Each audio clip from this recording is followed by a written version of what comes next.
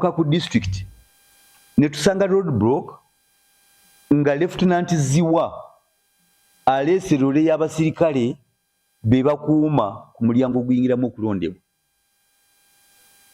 Ekyayambye abapoliisi ababaddewo ku roadblock baaganye nempitawo nensobola okwewandiisa nenkomawo ne tutambula ne tuyita Essayibabule mu tawuni ne tuyita mu Ntuusi twabadde tutuuka e Lumegere. Lieutenant Zziwa yabadde mu mmotoka ng'ajja atugoberera mmotoka y'amagye naye natasobola kuyitawo n'abuuka ku mmotoka n'akwata emmundu ne yeekiika mu maaso ekitundu ekimu nga kigenze ekirala nga basigadde n'agwa wakati n'atandika okukuba abantu nga bw'akookinga emmundu. Mukulajana n'enkubira DPC n'enkubira returning officer Mr. Alija tuva kwewandiisa mu mateeka g'eggwanga. Lwaki tukubwa? Zziwa n'akuba abantu abasoba mu 10 ne baweebwa ebitanda era bakyali balwadde. Bashir Zziwa naye munajjukira nti Lieutenant Bashir Zziwa ono y'omu eyatusanga ku campaign rally ekireega ng'ennaku z'omwezi 26 omwezi ogw'omukaaga n'atukuba amasasi agattirawo Fred Sembuusi nange gankwata olugalo awamu ne Moses tubingana lyamukwata lyamukuba ekikoba ky'omutwe yafuna omukisa ekisasi teryakwata gumba. Naye kyebuuzibwa lwaki mu kulonda kuno kyendowooza nti kintu kirungi amagye tegalabiddwako nga gakuba gatulugunya opposition.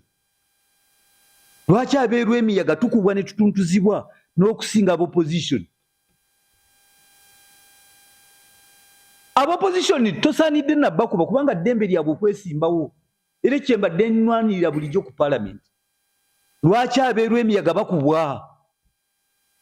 Ate ne watabaawo agamba ne watabaawo ataasa najja emundu ne yeekaliisa ne yeekalakaasa Zziwa n'akuba abantu. Namulumbye naye nga nkimanyi nti n'embeera eno egenderera kunzita.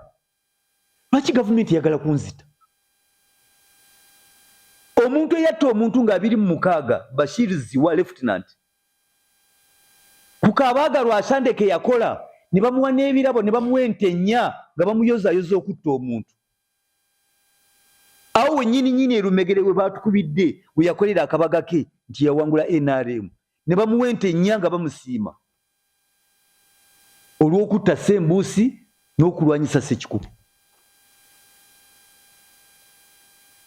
Nzirayo mbuuza kubanga ekyokutta omuntu kisinga ku Lwasande. From Buvuma you say you are fighting a Ssekikubo in the name of President Museveni. So those are the steps I'm taking. I'm withdrawing my membership from the NRM Buganda Caucus. They have breached the laws.